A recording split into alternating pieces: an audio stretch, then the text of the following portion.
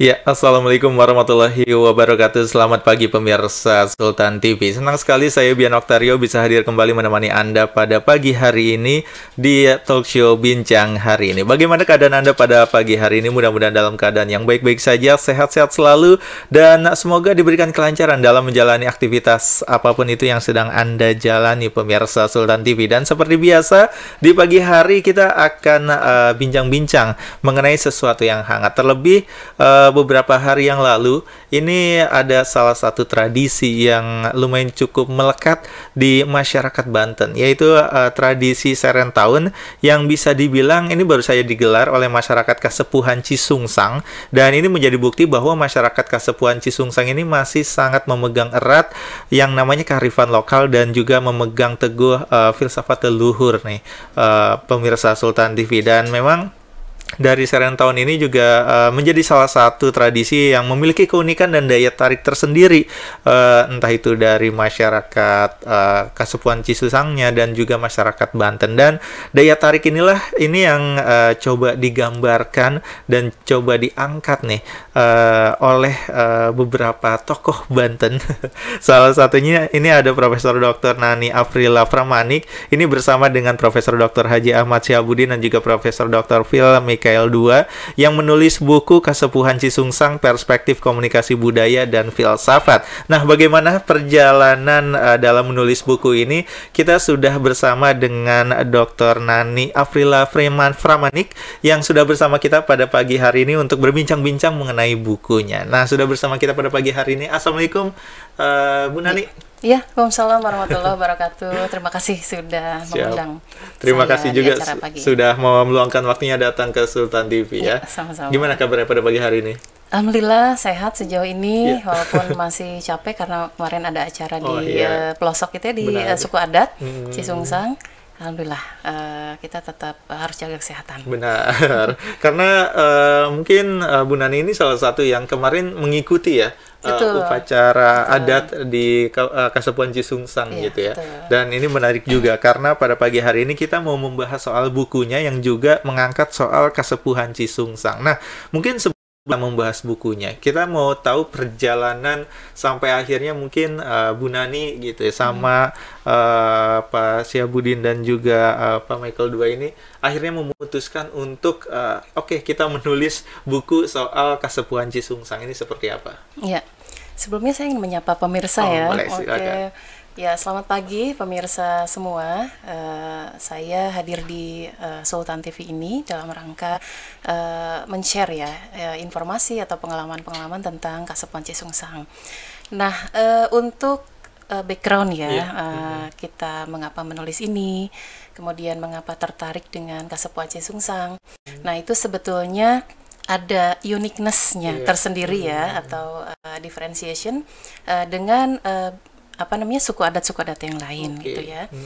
Memang secara garis besar suku adat Cisungsang ya sama dengan suku adat yang ada di Banten. Sekitar ada 6 suku adat besar dan 300 suku adat yang kecil-kecil yang mewakili dari keluarga-keluarga besar mereka. Nah, dengan Baduy juga masih satu kawasan lah gitu ya, satu rumpun. Cuman yang menariknya Cisungsang ini dia ada faktor berkolaborasi dengan perkembangan zaman. Gitu. Kalau Kasepuhan misalnya Baduy ya, suku adat Baduy, mereka justru secara etnometodologi ini kayaknya berat banget ya. Nah, secara bagaimana cara mereka untuk bertahan hidup? Nah, itu seperti itu ya, bahasa sederhananya. Cara mereka eksis bertahan hidup adalah dengan cara melindungi budaya dari gempuran zaman. Gitu, kalau Baduy seperti itu. Bener. Makanya istilahnya ulah sakola, lamun sakola bisi pinter, lamun pinter engken kabalinger. Nah, kalau pinter dikhawatirkan ada bisa memperdaya orang lain. Nah, itu salah satu falsafah juga yang ada di budaya Sunda gitu ya. Nah, kalau di Cisungsang justru mereka kudu ngigelan zaman, harus berkolaborasi dengan zaman. Jadi seperti itu. Mereka akan eksis, mereka akan hidup terus jika berkolaborasi dengan zaman. Gitu. Untuk suku yang lain, mereka tidak akan eksis jika berkolaborasi dengan zaman. Jadi mereka harus mempertahankan budaya mereka, menutup diri dari gempuran zaman. Iya. Nah, kalau Cisungsang mereka harus berkolaborasi dengan zaman tanpa menghilangkan budayanya sendiri, budaya Sendirinya asal. gitu ya. Ya. Oke, itu jadi Gitu. salah satu mungkin keunikan dari Kasepuan Cisungsang gitu. Betul. Nah, kalau dari Bu Nani sendiri, ini awalnya bisa bersentuhan ibaratnya dengan Kasepuan Cisungsang ini dari mana? Ya. Saya itu sebetulnya ini berawal dari disertasi ya. Oke. Berawal dari kuliah S3, kemudian saya pikir saya datang dari background saya juga dari orang Sunda Iya. gitu ya. Suku Sunda dari Ciamis, kemudian datang ke Banten. Ciamis itu ternyata saudara tuanya orang Banten gitu ya, saudara tuanya kasepuan-kasepuan yang ada di Banten. Karena Prabu Siliwangi itu dia punya 3 istri, Nyi Kentring Manik alias Dewi Pramanik, makanya nama saya Pramanik tuh, Pramanik ya. Karena ada keluarga juga. Menurut leluhur sih seperti iya. itu ya. Nah, kemudian istri yang kedua namanya Nyi Ngabet Kasih, dan istri yang ketiga Nyi Subang Larang. Nah, Nyi Subang Larang ini melahirkan 3 anak, Kian Santang di Garut, Lara Santang menikah dengan Syekh Umdatuddin dari Mesir, kemudian satu lagi Walang Sungsang yang menurut hikayat membuka daerah di Kasepuan Cisungsang tersebut. Ada juga sih pengertian-pengertian yang lain tentang Cisungsang, air yang dari bawah mengalir ke atas. Nah, ini magicnya kan seperti itu ya. Benar. Sampai saya ketika sidang tuh ditanya-tanyain, wah, masa ada katanya air dari bawah naik ke atas gitu ya. Secara ilmiah tidak masuk akal. Tidak gitu masuk akal. Makanya itu yang keunikan di Cisungsang itu memang terjadi hal seperti itu ketika ada acara tes kanuragan. Nah, dia dijajal ilmunya nih. Itu bisa nggak menaikkan air dari bawah sampai ke atas seperti itu. Itu ketika tes kanuragan. Tapi Ci itu sendiri, nah itu berasal dari bahasa India. Chai, chai itu artinya teh. Jadi ketika raja-raja dari Indonesia, Nusantara datang ke India, bahkan ada yang memperistri anak Raja Magadha di India, ketika ditawari chai, teh, kemudian dibawa berakulturasi kan dengan bahasa kita.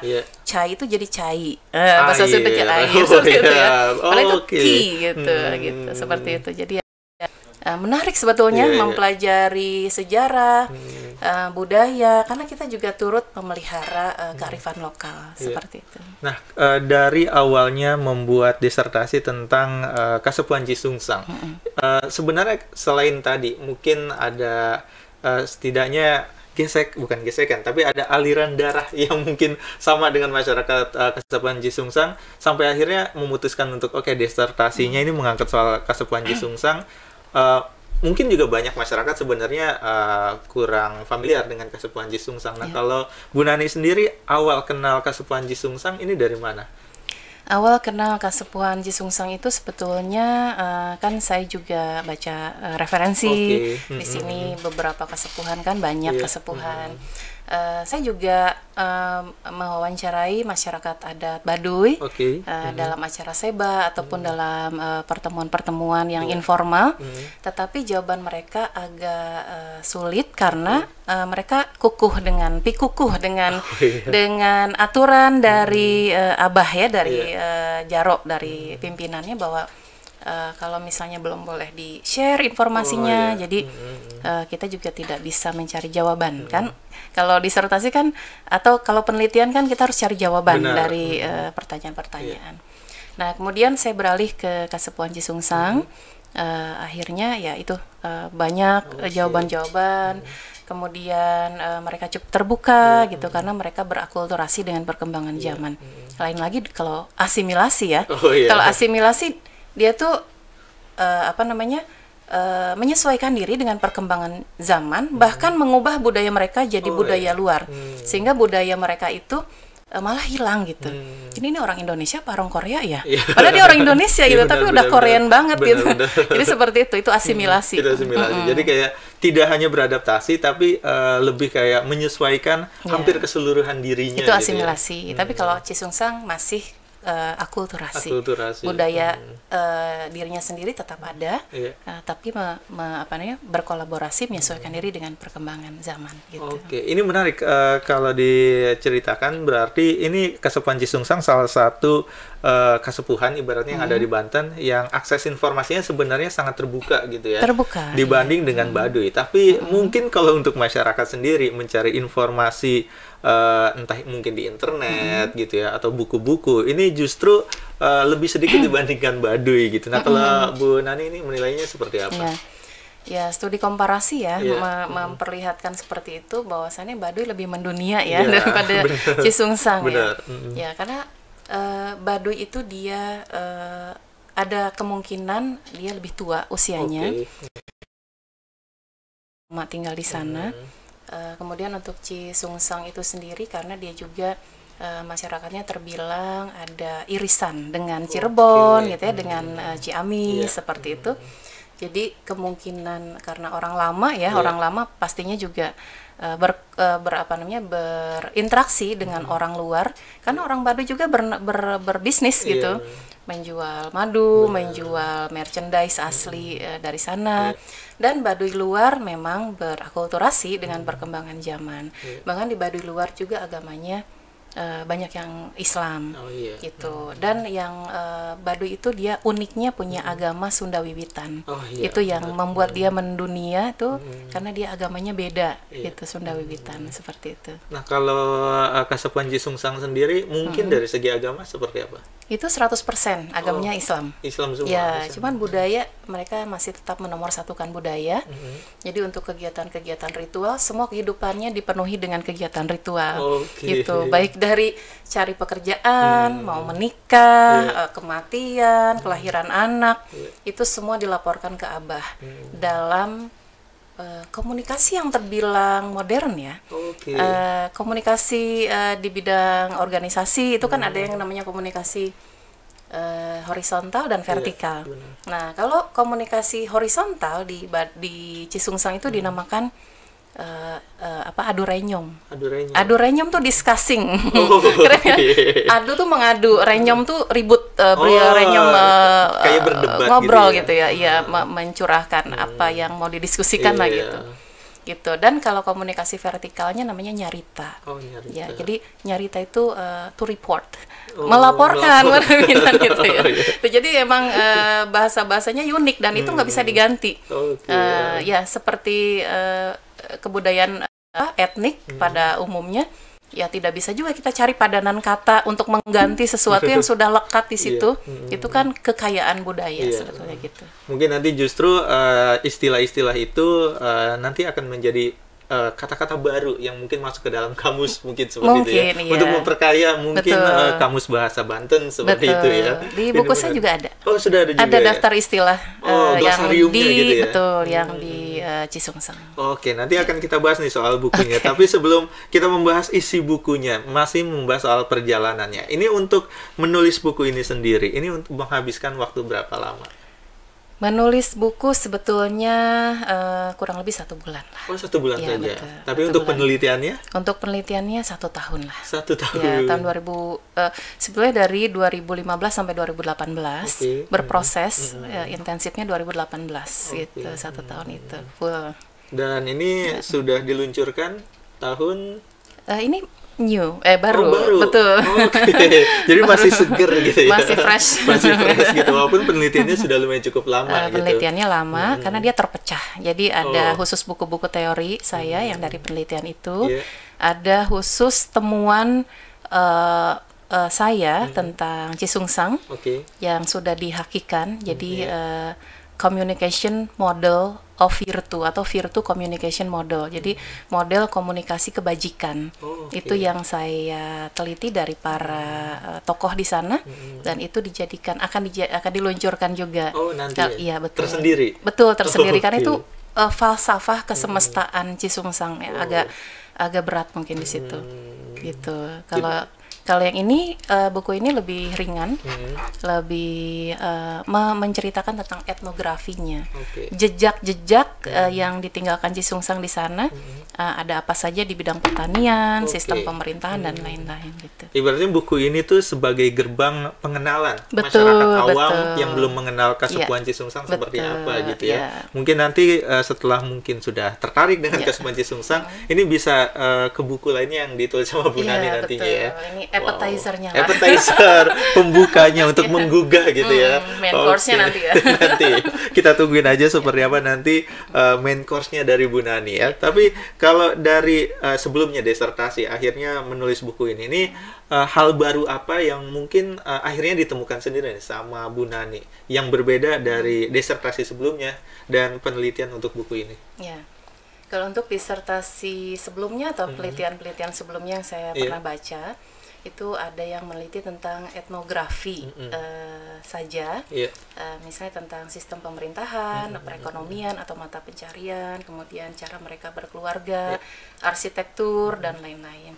Tapi untuk buku untuk penelitian saya, arsitekturnya ada, etnografinya ya, jejak-jejak mereka hidup, mereka eksis itu dipotret dalam penelitian saya, dan juga bagaimana cara mereka mempertahankan hidup, gitu, dengan mempertahankan pertanian ya. Jadi pertanian itu nomor satu, mereka boleh bekerja. Ada yang jadi anggota DPRD, ada yang kerja di Jepang, ada yang bidan, segala macam. Padahal dukun di sana juga ada, paraji juga ada ya. Masih ada ya. Dukun itu dokternya lah kalau di sana ya. Itu paraji itu ya yang membantu orang melahirkan seperti itu.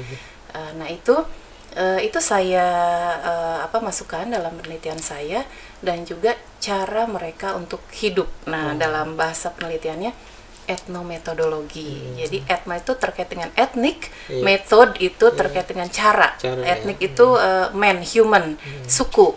Terkait dengan peradaban, bagaimana suatu peradaban itu dia eksis, gitu kan. Bertahan hidup. Caranya gimana? Mereka harus berkolaborasi dengan zaman. Bahasa Sundanya, bahasa Cisungsangnya ngigelan zaman. Dancing with the century ya. Keren kan? Keren ya. Sebenarnya kalau dipakai ke diterjemahkan di publish di internasional, Dancing with the century ya. Keren ya. Jadi mereka justru berkolaborasi dengan zaman dan tetap masih mempertahankan budaya asal. Agamanya 100% agama Islam. Dan banyak hal-hal yang menarik dari warga di sana. Selain mereka begitu ramah, begitu rapi, begitu bersih, nggak ada rumah yang kumuh, tidak ada ibu-ibu yang santai seperti maksudnya mereka terlihat bersih, terlihat siap menyambut tamu gitu. Selalu seperti itu. Itu mereka brandingnya bagus banget. Jadi kalau dibawa ke public relation untuk penelitian branding, Cisungsang percontohan yang bagus, yang tepat. Di meja selalu ada toples rapi berjejer gitu. Itu penyambutan tamunya luar biasa. Jadi kayak selalu terbuka kapanpun itu untuk masyarakat luar yang mau datang ke Kasepuhan Cisungsang. Wah, itu jadi salah satu yang mungkin sangat menjadi pembeda gitu ya, dibanding kasepuhan-kasepuhan lain yang ada di Banten. Dan mungkin pembeda lainnya, karena kan tadi sempat disebutkan juga di Banten ini lumayan cukup banyak kasepuhan gitu, tapi yang terkenal mungkin nomor satu mungkin Baduy gitu, tapi yang menjadi nomor duanya ini mungkin Kasepuhan Cisungsang. Ini apa yang menjadi pembeda dengan kasepuhan lainnya yang ibaratnya dari segi nama tidak sebegitu terkenal? Kasepuhan Cisungsang itu termasuk kasepuhan yang besar, dan dijadikan sebagai tempat ritual serentahun yang terbesar dibandingkan kasepuhan-kasepuhan lain. Jadi kasepuhan lain datang ke Cisungsang, tapi mereka juga merayakan. Jadi Cisungsang itu ibarat garda depannya lah, yang di bidang ritual keagamaan atau kepercayaannya itu Cisungsang memegang peranan penting sebagai leader bagi kasepuhan-kasepuhan lainnya. Jadi itu alasannya kenapa mungkin cukup besar juga gitu ya serentahun yang ada di Kasepuhan Cisungsang gitu ya. Mungkin sama besarnya dengan serentahun yang ada di Jawa Barat gitu ya. Itu kenapa? Karena ya tadi kasepuhan lainnya ini justru mereka juga mengadakan tradisi, tapi ada sebuah tradisi lainnya yang lebih besar, mereka datangnya ke Kasepuhan Cisungsang. Wow, ini jadi salah satu yang menarik. Dan setelah ini kita akan coba mengupas. Ini salah satu buku yang ditulis oleh Bu Nani, yaitu Kasepuhan Cisungsang, Perspektif Komunikasi Budaya dan Filsafat. Seperti apa isi bukunya akan kita coba bongkar dan juga kita publis seperti apa isinya supaya Anda lebih tertarik lagi terhadap bukunya dan juga terhadap Kasepuhan Cisungsang. Jadi pastikan Anda tetap bersama kami di Sultan TV Bincang hari ini.